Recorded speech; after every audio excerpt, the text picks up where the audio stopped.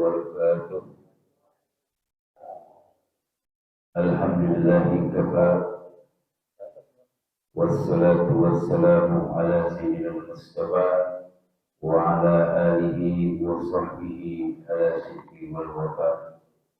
أشهد أن لا إله إلا الله وحده لا شريك له إله الأولين والآخرين، وأشهد أن محمدا عبده صديق الوعد الأمين.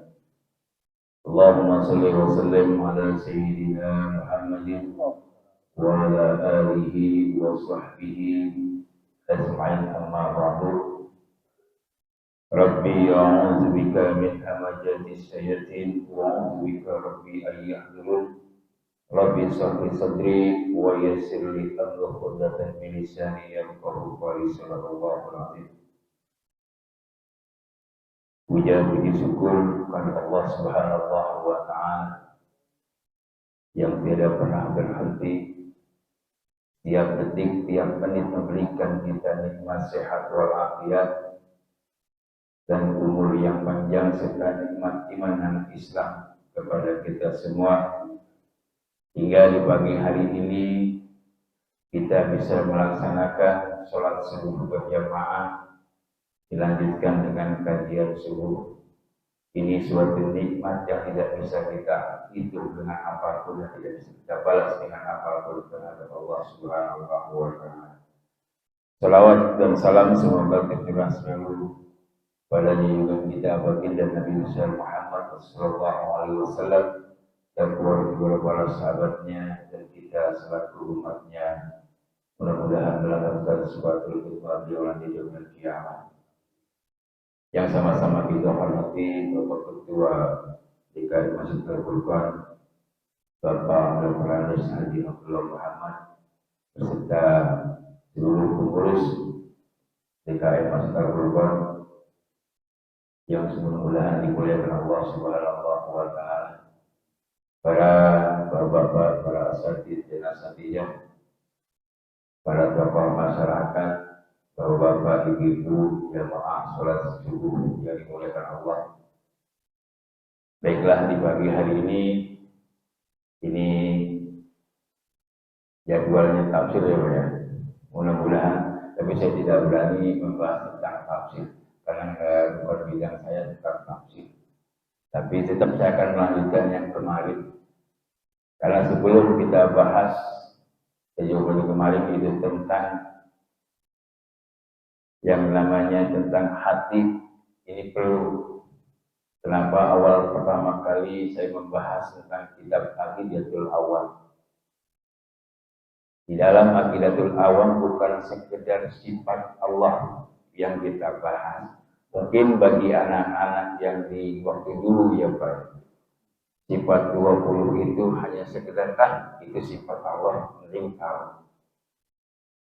Tapi bagi kita yang sudah menanjak umur atau apalagi yang sudah berkeluarga, bukan hanya sekedar mengetahui sifat Allah, tetapi kita juga harus menguatkan di dalam hati kita bahwa sifat Allah itu bukan sekedar kita tahu, tapi juga harus berada selalu di hati kita. Karena sifat 20 ini bergeraknya bukan hanya di dalam jasad kita, tetapi juga di dalam hati dan ruh kita. Kalau kita tidak satukan, ini tidak akan bermakna sifat 20 ini. Oleh karena itu, maknanya iman sendiri, coba kita renungkan. Ini saya belum masuk ke dalam tentang kita adab. Karena malam ini insya Allah saya akan membahas tentang adab-adab tentang yang berada di dalam Al-Quran. Kalau kita renungkan tentang iman sendiri, tasdiqu biqalbi wa qawlu bil lisan wa amalu bil arkan. Kita renungkan sudah sejauh mana kita terapkan tasdiqu biqalbi wa qawlu bil lisan wa amalu bil arkan. Kenapa didahulukan bisa tasdiqu biqalbi? Karena penting kalau hanya sekedar qaul lisan, kita ucapkan dengan lisan, siapapun pasti bisa.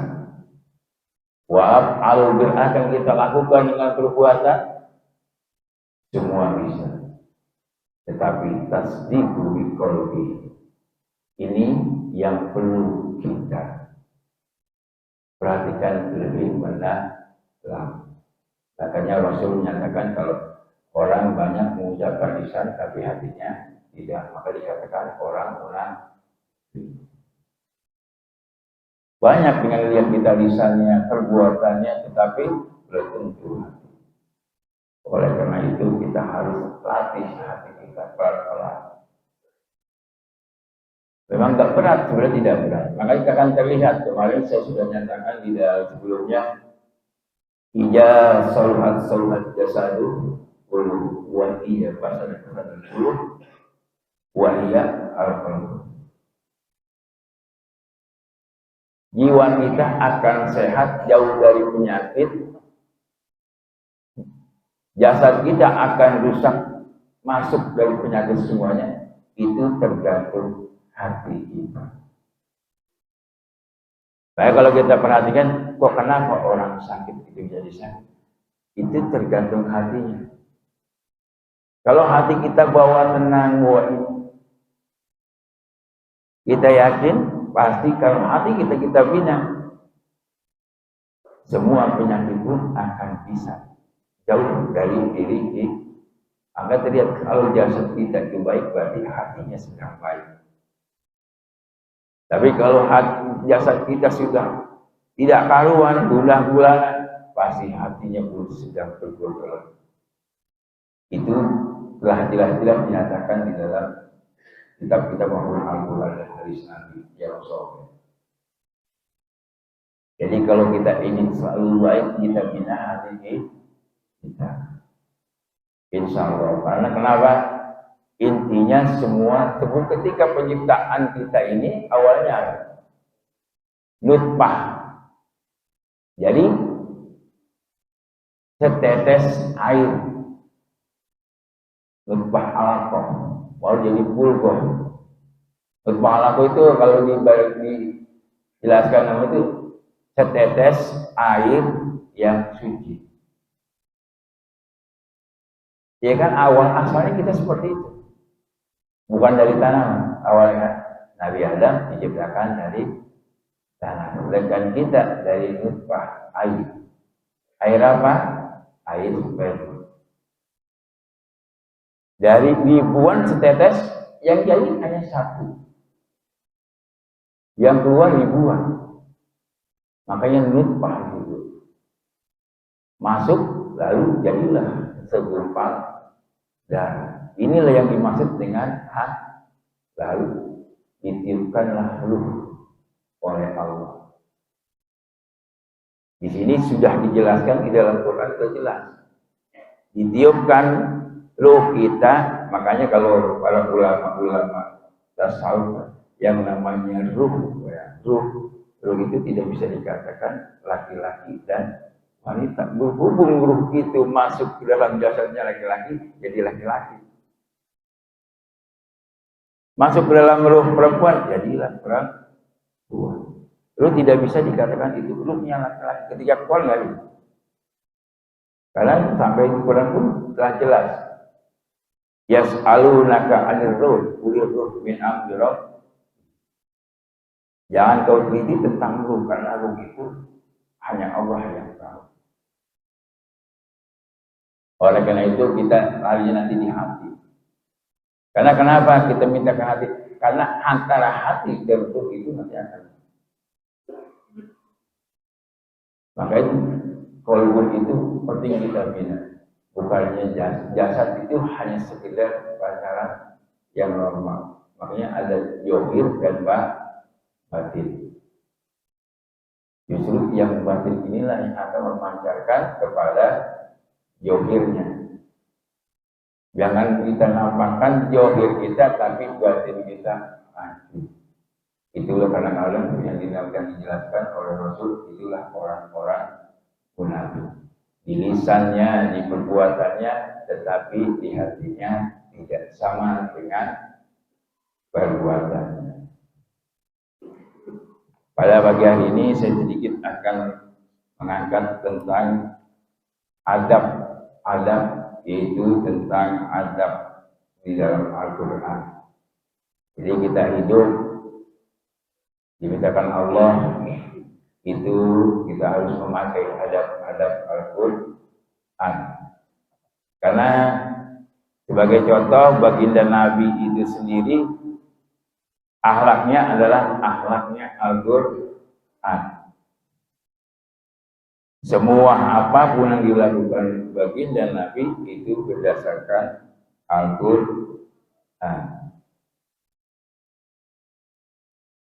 Karena pada saat pagi ini saya tetap akan lanjutkan karangan Syekh Ijuddin Abdul Salam. Karena kemarin saya ingin mengangkat Nahdlatul Awam, terusannya masih banyak teman-teman. Intinya kalau yang bagus boleh kita Nahdlatul Awam. Karena kita sendiri masih jauh untuk mengupas daripada sifat 20. Karena kerukunannya karena sudah ada yang dikarang oleh Senawi sendiri. Ini saya akan kupas sedikit. Ya dari Senawi dikatakan oleh Senawi dan Al-Bantani. Apabila ada seorang menanyakan di mana Allah, dinyatakan di Fathul Majid terpanggil adanya makhluk. Itulah tanda adanya Allah Subhanahu wa Ta'ala. Makanya artinya wujud ada. Malah diterangkan oleh Senawi kalau wujudnya Allah tiada. Paham? Ibu paham nggak? Maksudnya kalau wujud artinya ada, bahwa Allah itu ada, adanya Allah, adanya makhluk. Tapi kalau wujudnya Allah tiada. Kenapa dinyatakan Senawi tiada? Wujudnya Allah tiada karena tidak bisa disamakan dengan yang lain. Laisa kamitslihi syai'un. Kalau wujudnya Allah ada, bentuknya Allah ada, itu sebaik. Maka Senawi menerangkan di sini wujudnya Allah tiada. Maksudnya bukan tiada, nggak ada. Tiada yang bisa menerangkan wujudnya Allah. Jadi nggak usah kita pusing, nanti yakin dengan bahwa adanya Allah itu adanya ciptaannya, yaitu makhluk alam dan seisinya. Sudah. Kalau sampai kita masuk ke dalam wujudnya Allah, berarti kita sudah melewati yang namanya zatnya Allah. Karena sudah dilarang, la tafakkaru bi khalqillah wa la tafakkaru bi dzatihi. Kita nggak boleh kalau memikirkan ciptaannya, silakan. Langit kita pikirkan, bumi kita pikirkan, dapat pahala. Tafakur contohnya. Kita tafakur sebentar kita bisa dapat pahala lebih daripada sholat yang lain. Kita merenung itu dapat pahalanya lumayan. Tapi untuk zatnya Allah jangan. Maka kalau sedang mengatakan dia wujudnya Allah. Kalau sifat Allah itu wujud, ada sifatnya ada. Tapi wujudnya Allah, kita jangan kesana. Nah, bukan nggak ada berarti nggak ada. Ada tapi nggak adanya nggak bisa kita nyamakan dengan yang lain. Salah sedikit kita menerangkan wujudnya Allah. Allah itu seperti maksudnya nggak ada, nggak bisa kita nyamain. Itu kalau makin mendalam itu cuma sedikit, Pak. Kalau itu di dalam kitab Fathul Majid. Tapi kalau di Aqidatul Awam hanya sekitar dari besar. Wujud itu makanya masuk ke dalam sifat nafsiyah. Itu jiwanya Allah. Maksudnya jiwa Allah bukan seperti jiwa kita. Ya. Memang kalau semakin ke sana, kalau membahas tentang tauhid, akidah, semakin pelan-pelan kita semakin larut, semakin pusing. Karena apa? Mainnya kalau kita nggak main ke dalam, nggak dikerahkan ke dalam hati, silahkan. Makanya kita lihat kemarin yang seperti pembahasan Ustaz Muhammad Tur Hasan. Itu kitab Soal dunia itu kitabnya Abdullah, itu tauhidnya tauhid doang. Ya itu udah masuk masuk ke sana. Kalau sudah agak tinggi, makanya katanya nggak berani, wah ini sudah tinggi. Tingginya kenapa? Kalau udah masuk kolbur, udah mainannya ke hati. Di sini sedikit saya menerangkan tentang paslon bi adabil Quran. Ini pasal menjelaskan di dalam adab kita memakai Al-Quran. Akhlakul Quran berbalik. Akhlak menurut Al-Quran itu ada dua. Ini menurut Syekh Muhyiddin Abdus Salam di dalam kitabnya. Ini ulama ya, bukan menurut saya. Ahaduhuma yang pertama, yaitu at-tahallaqa bi khosa'isihal ubudiyah kadzulli wal iz'a, yaitu berakhlak dengan khusus, yaitu kita kehambaan. Seperti contoh apa? Kerendahan kita.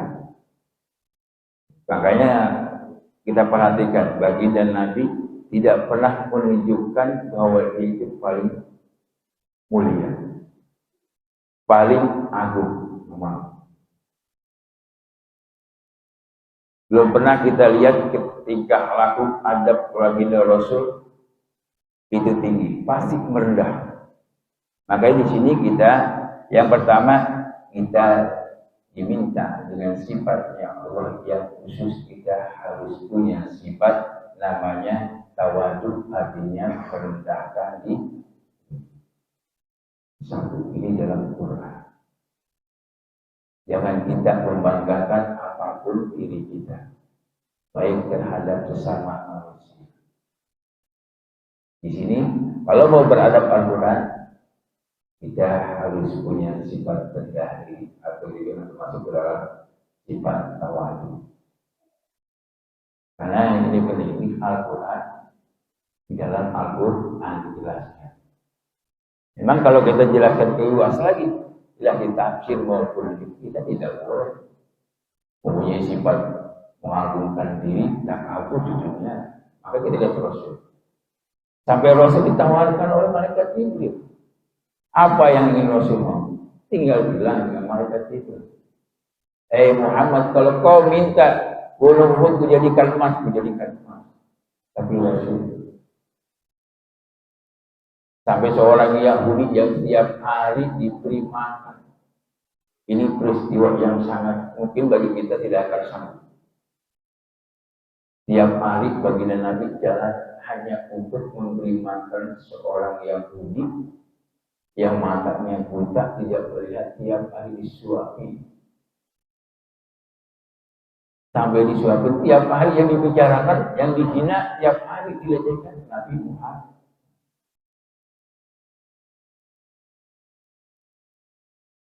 Siapa kau yang memberi hukum makan? Nggak pernah jelaskan bahwa yang menyuapi itu tiap hari Nabi Muhammad. Jangan kau ikuti ajaran Muhammad itu sesat, itu tiap hari. Yang didapat Nabi Muhammad tiap hari, pada Nabi Muhammad yang memberi makan. Sampai pesan Nabi Muhammad menjelang akhir hayat kepada Sayyidina Abu Bakar Siddiq. Wahai sahabat Abu Bakar Siddiq, apabila aku tiada, aku titip ya, nanti kau beri makan orang yang Yahudi yang buta di sana itu ya tiap hari. Kita merendahkan. Padahal seorang pemimpin, baginda Nabi seorang pemimpin yang disegani, yang mulia, tetapi masih yang disuapi adalah orang Yahudi. Begitu nih rendah dirinya Rasul ke makhluk ini kan. Dengan kita sendiri belum tentu. Ya aku saya seperti ini belum tentu akan buat seperti ini. Orang Yahudi yang tiap hari menghina Rasul. Tapi ketika Rasul meninggal dunia, dilanjutkan oleh Abu Bakar Siddiq. Disitulah Abu Bakar Siddiq tahu begitu mulianya akhlak baginda Nabi. Sampai Abu Bakar Siddiq menangis. Ketika datang siapa? Yahudi ini tahu. Abu Bakar Siddiq memberikan makan, menyuapi, kok berbeda dengan yang kemarin. Sampai Yahudi yang tidak benar itu bisa tahu. Kemana orang yang kemarin? Yang biasa memberi aku makan, menyuapi aku makan. Tapi sebelum itu dihina. Kau pengen mengganti kemarin untuk menyuapi aku. Kau jangan percaya. Kau jangan ikuti itu Muhammad. Masih kok, masih. Padahal mau dengar. Jangan kau ikuti ajarannya. Abu Bakar Siddiq menangis. Begitu kuatnya dari Muhammad dihina. Seperti masih di surga. Ini sifat adab yang sangat mulia, yang makanya para Nabi Musa pun sampai nggak kuat, sampai lari untuk pulang. Semua Nabi akhlaknya atau yang paling kuat ketabahannya. Kenapa? Dikatakan baginda Nabi lah akhlak dari yang tertinggi. Inilah. Mungkin kalau nabi-nabi yang lain cuma satu orang Yahudi udah nggak lihat. Udah buat apa? Hanya untuk mengajak Yahudi ini untuk masuk Islam sampai merendah diri baginda Nabi. Sampai Abu Bakar Siddiq ini menangis. Maka di sini ada Quran yang kita harus merendah diri. Ini yang dipakai oleh baginda Nabi adalah adabnya Al-Quran. Abu Bakar Siddiq menangis. Berarti setiap hari baginda Nabi memberi makan dihina ibadah gimana? Sampai Yahudi ini tahu, ini kamu bukan orang yang biasa menyuapi aku. Ya, yang biasa menyuapi kamu telah tiada. Wahai Bapak, kemana? Meninggal. Sampai meninggal kita mesti pesan suruh memberi makan. Kalau kita enggak. Ini orang yang mungkin kalau orang sama-sama muslim itu berbeda keyakinan. Baru setelah itu kemana meninggal? Kenapa? Siapa dia? Barulah dijelaskan oleh Abu Bakar Siddiq. Sebenarnya yang beri kau makan, menyuapi kau makan setiap hari, itulah yang setiap hari kau hina, kau caci, kau maki. Barulah di sini mainnya di hati. Mungkin kalau kita secara ini tingkah laku apapun, akhirnya Yahudi tersebut menangis. Begitu tingginya, begitu mulianya akhlak baginda Nabi, karena baginda Nabi memakai adab Al-Quran. Inilah yang dimaksud dengan kasih rendah hati untuk menyiarkan agama Islam. Hanya untuk mengharapkan Yahudi setelah ini untuk masuk Islam. Buat masuk Islam itu supaya masuk Islam itu sampai siap dicaci mati. Akhirnya menangislah orang Yahudi tersebut. Dia lapor kepada ternyata yang setiap hari kuhina, aku caci itu adalah orangnya. Baru disitulah Yahudi tersebut di depan Abu Bakar Siddiq bersaksi mengucapkan 2 kalimat syahadat, akhirnya masuk Islam. Bayangkan perjuangan Nabi hanya untuk satu orang, seorang Yahudi yang buta, memberi makan disuapin tiap hari. Kalau kita sakit, jangankan ini enggak. Mungkin para nabi yang lainnya, kita tahu Nabi Nuh sendiri ya sampai 950 tahun membina umat dapat 80 tahun. 950 tahun hanya dapat 80. Udah ngaku. Nabi Musa pun kenapa? Lari kan dia udah. Tapi Nabi Muhammad mau dia bangun dia mau sholat subuh, dilempar kotoran balik lagi. Sayyidina Ali udah bilang, wahai Rasulullah, aku kalau memang aku silban bukan, walaupun aku pegang, tapi harus jangan. Nggak dikasih. Inilah sifat daripada tawadu. Jadi ini harus kita semampu kita terapkan. Kita harus mempunyai sifat dari Al-Quran yang namanya rendah. Ini yang pertama. Di dalam Al-Quran bahwa kita di 2 minggu ini harus mempunyai sifat namanya dari tawadu. Insya Allah kehidupan kita nanti ke depannya pasti akan ada berubah karena kita melihat bahwa kita Nabi dan juga memang dianjurkan kita berakhlak dengan Al-Quran. Terus yang selanjutnya yang kedua yaitu at-tahallaqu ba'da sifatir rububiyah, yaitu kita berakhlak dengan sifat-sifat atau asmaul husna rububiyah daripada sifat-sifatnya Allah Subhanahu wa taala itu asmaul husna. Karena contoh di sini kal adli seperti adil. Itu sejauh mana kita menerapkan adab pakai pun salah satu kita pakai ini kita terapkan insya Allah. Karena asmaul husna sendiri ada 99. Sudahkah kita menerapkan adab kita yang namanya Ar-Rahman? Bukan hanya Allah, kita pun harus punya sifat Rahman Rahim.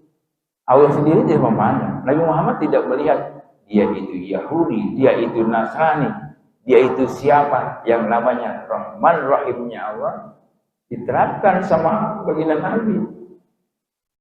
Kalau kita kan bukan orang Islam, orang lain, biar aja masih banyak Islam yang kita. Sebenarnya tidak seperti itu.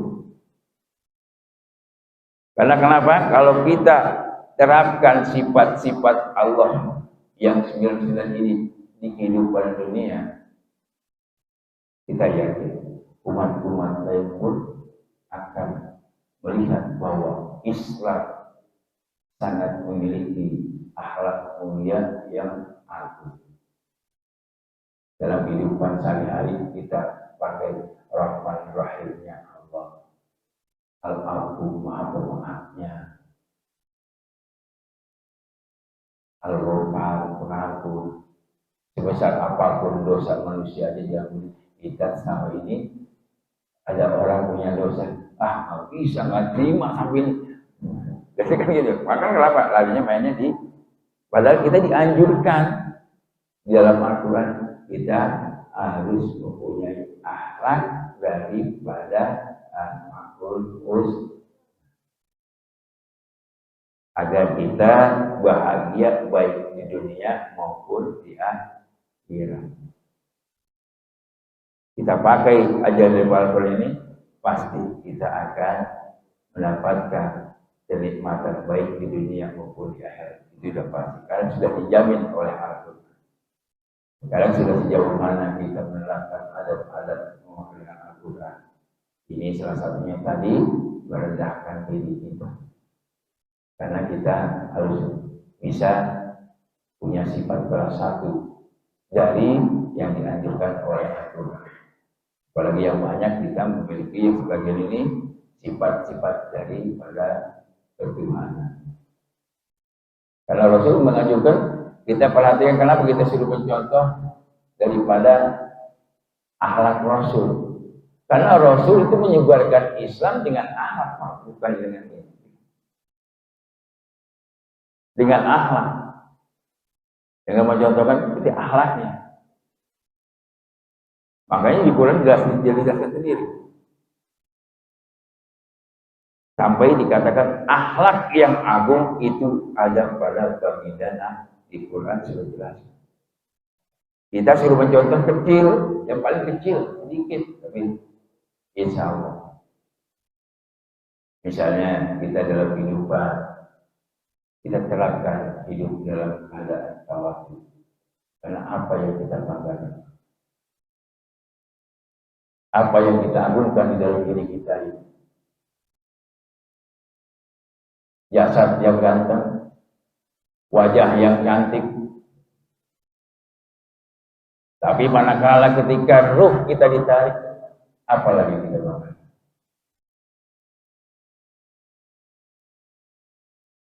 Harta yang banyak, mobil gelap, ada banyak, itu kita banggakan. Tapi kalau Allah sudah memerintahkan yang namanya malaikat, apa yang kita bisa banggakan? Makanya Rasul doanya nggak ada nyambung, kita ikutin. Allahumma jami'al miskinan. Rasul minta hidup bersama orang-orang miskin. Kita nggak mau, ya kan? Saya sendiri juga nggak mau jangan mikir. Ya rata-rata, jujur aja kan gitu. Berat, tenang lama ini. Tinggal itulah sangat mulianya bagi kita. Cuma kita kalau kita sadari apa yang kita lakukan. Karena semua ini pasti akan diambil oleh Allah. Apa yang kita makan? Jasad kita yang ganteng. Semakin lama, inilah yang disebut dengan tidak abadinya. Dulu kita masih muda, masih kecil, SMP, semua keren, ya kan, ganteng. Mau sekolah pun nyisir dulu pakai minyak, naik sedikit. Mulai kerja berubah, mulai punya istri makin berubah, punya anak, punya apa yang kita harus itu sebagai ibrah pelajar apa sih? Apa yang kita cari? Kita kejar salah itu. Sebenarnya kalau kita sudah main ke tauhid atau masuk ke dalam dunia tauhid, ini semakin kita masuk semakin ngeri. Bukan ngeri kita ngerinya, semakin masuk semakin mengenalkan diri kita. Makanya dimaksud dengan man arafa nafsahu arafa. Maksudnya kita tidak usah pikirkan orang lain, pikirkan diri kita setiap hari. Sudah baikkah saya setiap hari, tiap langkah. Ya, itu maksudnya man arafa nafsahu arafa. Bukan benar-benar si ini. Inilah kalau orang ketahui tadi bisa sedikit aja kita melisan. Makanya lainnya hati ke hati. Makanya kalau kita mau mengenal Allah Subhanahu wa Ta'ala, kenalilah diri kita. Dalam sampai setahun belum tentu kita bisa mendalami diri kita. Kalau yang masih pelan-pelan, oh iya, saya tadi berbuat apa ya? Oh iya, ini bagaimana? Tadi saya mau seperti ini, ya Allah, tapi belum bagus dulu. Oh saya berbuat seperti ini, oh iya, terus. Oh tadi saya langsung. Kalau orang-orang yang belum berarah pada nafsahu itu, dia bersalah sedikit langsung, ya Allah jangan sampai aku melakukan itu lagi ya Allah. Tapi karena kita enggak, Allah maafin, maafun, apalagi zaman kan nanti aja zaman tobat kalau udah tua. Iya kalau kita sampai tua apa ya? Kalau udah tua baru tobat, menghadapi Tuhan ini tahu tiba-tiba di jalan. Makanya harapan nafsu di sini kita masuk ke diri kita, jadi kita tuh nggak usah kelingan dari diri kita, baru kita akan bisa mengenal. Makanya kan kadang cuma kita bertanya, gimana cara sholat kusuk? Ya kenali diri itu sendiri. Susah mau sholat kusuk, ya gimana susah kita nggak belum kenal diri kita. Diri kita sendiri, maksudnya apa? Hati kita. Kenali hati kita. Tiap hari sudahkah kita mulai kita sendiri. Tiap pelanggan, tiap hari. Inilah contoh dari juga kita sudah tahu bahwa ada Al-Quran seperti ini. Sudahkah kita melaksanakan yang kedua dari adab Al-Quran, yaitu minimal Rahman Rahim. Walaupun ini milik Allah, tapi dianjurkan kita punya sifat Rahman Rahim. Bukan Allah, tapi kita juga malu punya sifat Rahman Rahim, baik terhadap manusia maupun yang lain. Wah, belum baliklah ke diri ini. Makanya itulah arafah nafsu barulah nanti arafah baru. Ini sedikit buat kita semua, bukan buat saya juga, buat khusus buat saya juga pelajar. Saya pun sedikit sama. Kalau saya terus terang, kalau memang belum menyampai di sana bukan apa-apa, karena yang namanya ilmu begini, ya harus diri dulu. Ini makanan di dalam kitab Sajatul Ma'arif ini kan kitabnya Syekh Iyudin ini memang sedikit tapi mengena. Karena makanya digelari oleh para ulama, Syekh Wujudin ini adalah sultan ulama, pimpinannya para ulama. Jadi kitab-kitabnya pun sedikit, tapi memang ada kemarin seperti Nausuddiniyah, itu karangan Habib Abdullah. Itu malah kalau kita makin ke sana itu makin pasti akan, kalau yang saya tahu, kalau kitab Nausuddiniyah semakin kita renungi, semakin kita bahas, tiap hari kita kejadian nangis. Kita bahas sedikit Nausuddiniyah, tenang lagi diri kita. Makanya kalau kita perhatikan kemarin merasakan anak kok kayaknya ini nyentil dulu sakit. Benar bukan itu namanya diri. Memang rata-rata kalau kitab-kitab yang namanya sudah masuk tauhid itu tidak jauh akan lari ke diri kita sendiri.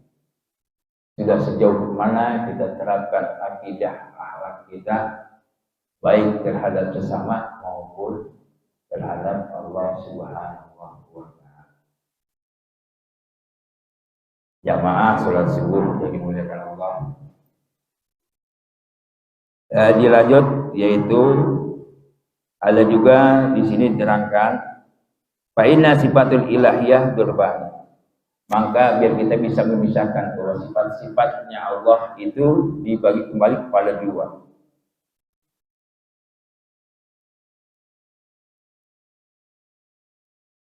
Ahaduhuma, salah satunya yaitu mutasawwif bil azaliyah wal ubudiyah wal ghina anil aqwan. Yang salah satunya yaitu dijelaskan, dikhususkan ini seperti keagungan dan keabadian daripada Allah Subhanahu wa Ta'ala. Ini sifat-sifat ketuhanan. Ini yang tidak boleh kita inikan, kita miliki. Maksud jangan kita merasa wah saya paling agung, saya paling agung, saya akan terus. Jangan nanti kita lagarnya kita berharap merasa dirinya paling hebat, dia mengaku Tuhan. Ini akan lari ke sana nih. Karena ini kan nanti kan karena apa? Pasti kan akan keagungan. Karena kalau kita perhatikan, kenapa kita harus merendah? Jadi kita harus punya strategi, Pak. Ya, dalam menghadapi kehidupan dunia. Kalau untuk urusan dunia, lihat ke bawah. Orang dulu bermasalah ya, kalau ulama. Kalau lihat dunia, kita lihat ke bawah. Tapi kalau akhirat, kita lihat ke atas. Maksudnya, kalau urusan dunia, alhamdulillah sekarang saya bisa dapat rezeki, bisa makan 3 piring. Alhamdulillah hari ini saya bisa makan di restoran. Tuh di sana belum tentu hari ini bisa makan. Maksudnya, alhamdulillah sekarang saya berangkat bisa pakai motor, bisa teman saya sudah naik angkot.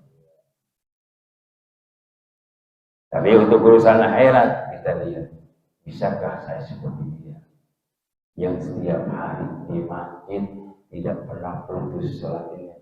Kalau kita ikutin itu urusan akhirat. Kita lihat, enak dan bisa ditulis. Bisa. Untuk urusan akhirat kita lihat dalam kegiatan keagamaan. Karena memang harus kita bisa seperti itu. Kita ngajukannya seperti itu. Kalau dunia ke bawah, kalau akhirat ke atas. Jangan kita balik urusan dunia kita lihat ke atas, nggak ada habis.